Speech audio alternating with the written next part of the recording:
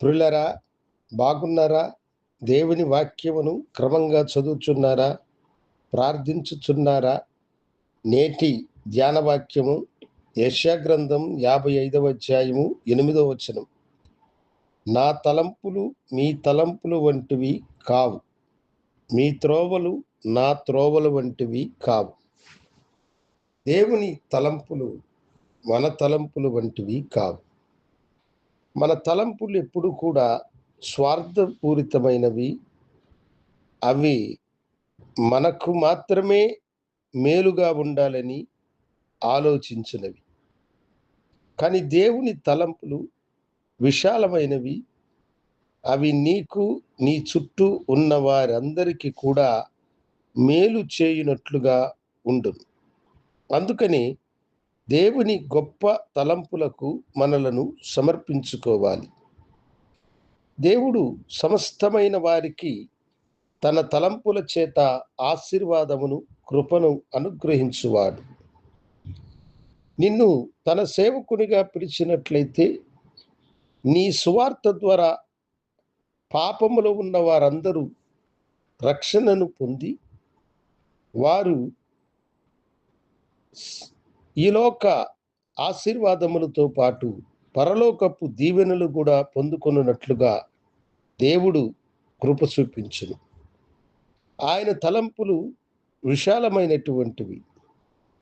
ఆయన కృపలు మానవులకు మేలు చేయునటువంటివి. మనమైతే ఎప్పుడు కూడా నేను సంపాదించినది, నేను దాచిపెట్టినది నా తరువాత నా సంతతికి, నా వారికి ఉండాలి, వారు మాత్రమే దానిని అనుభవించాలి అని అనుకుంటాం.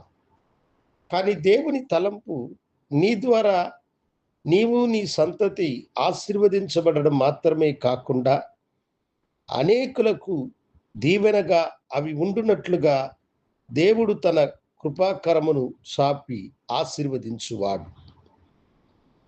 దేవుడు యోసేపును ఆశీర్వదించినప్పుడు యోసేపు యొక్క దైవ జ్ఞానము ఐగుప్తీయులకు మాత్రమే ఆశీర్వాదముగా కాకుండా అప్పట్లో ప్రపంచానంతటికి కూడా అది దీవెనగా మారింది. కరువుని గ్రహించిన దేవుడు యోసేపును ఐగుప్తునకు పంపడము మాత్రమే కాకుండా ప్రపంచానికి వచ్చిన కరువు అంతటిని ఆయన తీర్చి ఆశీర్వదించాడు. దేవుని తలంపులు విశాలమైనవి. ఆ తలంపులు మన తలంపులు వంటివి కాదు. కనుక ఈ ఉదయకాలమందు దేవుని బిడ్డలారా, ఆయన తలంపులు మీ ఎడల ఉన్నతమైనవిగా ఉన్నాయి.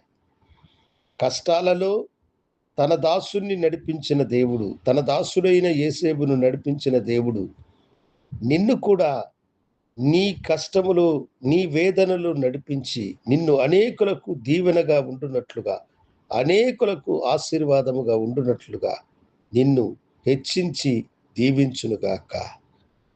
అందుకని ప్రభువా, నీ తలంపులు గొప్పవి, నీ తలంపులకు నన్ను సమర్పించుకుంటున్నానని ప్రభుకి సమర్పించుకునుడి. ఆయన మిమ్మలను ఆశీర్వదించునుగాక. కనుడా, మా తలంపులు వంటివి కాదు మీ తలంపులు, అవి గొప్ప తలంపులు. ఆ తలంపులు కలిగిన వారమై జీవించే భాగ్యమును నీ బిడ్డలకు అనుగ్రహించుమని యేసు నామమున అడిగి వేడుకొంచున్నాము తండ్రి.